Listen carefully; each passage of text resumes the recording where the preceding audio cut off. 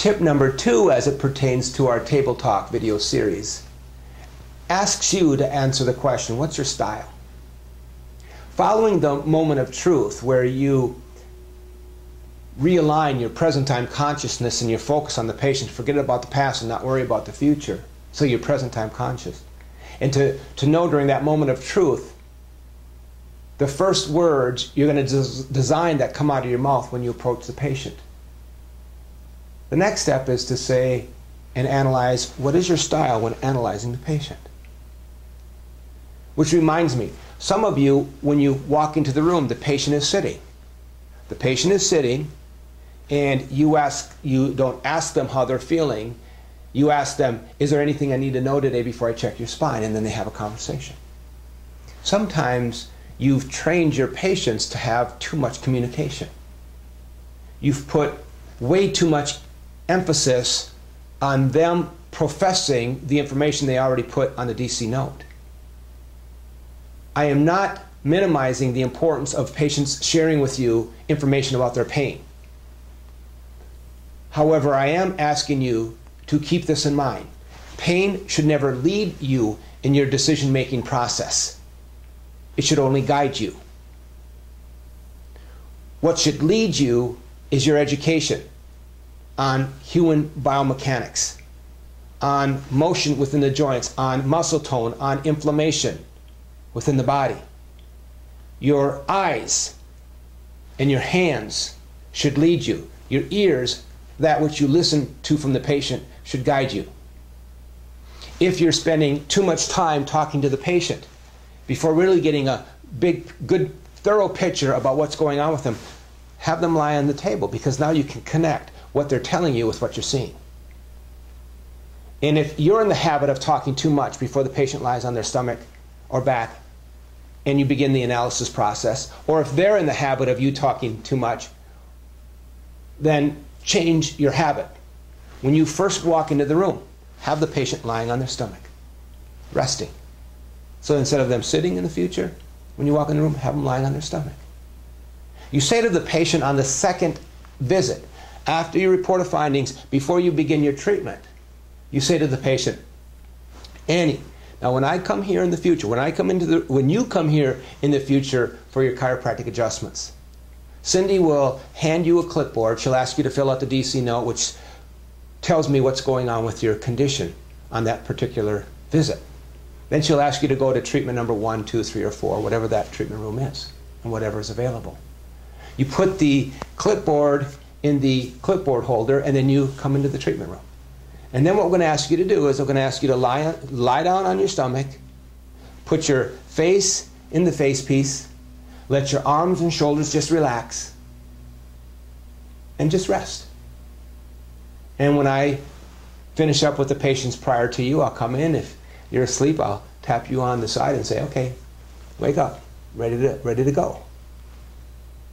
You can have the patient resting on their stomach when you first show up in the treatment room for that visit. They don't have to be sitting. However you decide to do this, what I'm asking you to do is analyze your style in the treatment room.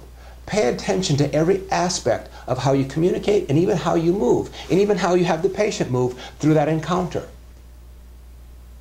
One of the first things you do, whether they begin by sitting first of all and you engage in a 1-minute conversation before they lie on their stomach, or if they're already lying on their stomach, you walk in the room, you tap on their side and say, Annie, welcome back, nice to see you again. Is there anything I need to know today before I check your spine? They will give you whatever information they're going to give you, and I promise you it will be shorter, being that they're lying on their stomach versus if they're sitting. And then you settle in and connect. Now, however you settle in and connect to that visit, you already set the table by where your focus was. You continue setting the table by how you address the patient when you first approach them. You have the information you need. Now it's time to use your skills as a chiropractor to analyze the patient. What I believe one of our greatest weaknesses in chiropractic is using the power of observation versus the power of touch. The power of touch is amazing. Chiropractors, statistically, through studies, they have shown that chiropractors have 70 to 80% more active nerve endings in the tip of their fingers, which means you have very gifted hands. You develop those hands through the process of study. And as good as your touch is, I think we've lost the art of observation in chiropractic. And so what I'm going to first ask you to do is settle in and connect with your patient by taking a moment and just spending time to observe.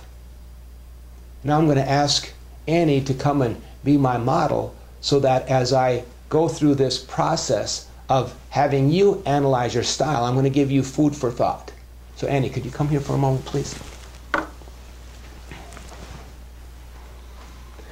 So let's assume then that the patient is lying on their stomach. You walk into the room and you say, "Welcome back, Annie. Welcome back to the office. Nice to see you again. Is there anything I need to know today before I check your spine?" No. Okay.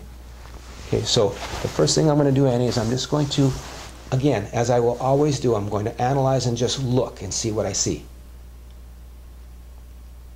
For the first 15 to 30 seconds, don't start just touching the patient. We're so used to touching the patient and feeling what we feel that we've lost the art of observation. I know I've said that 3 times, but it's just that important.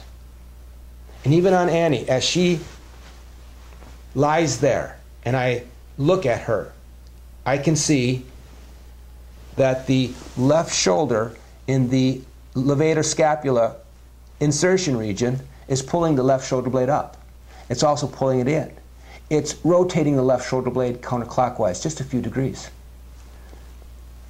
I know this patient. I know she's not left-handed. But yet right now, she has more muscle bulk and development on this left side compared to the right.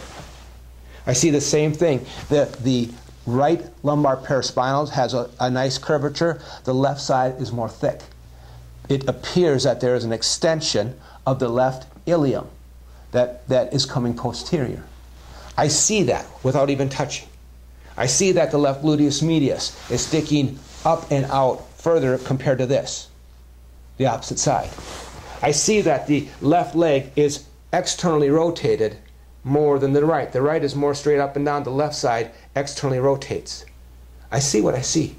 And I can see all that in 15 to 30 seconds or less.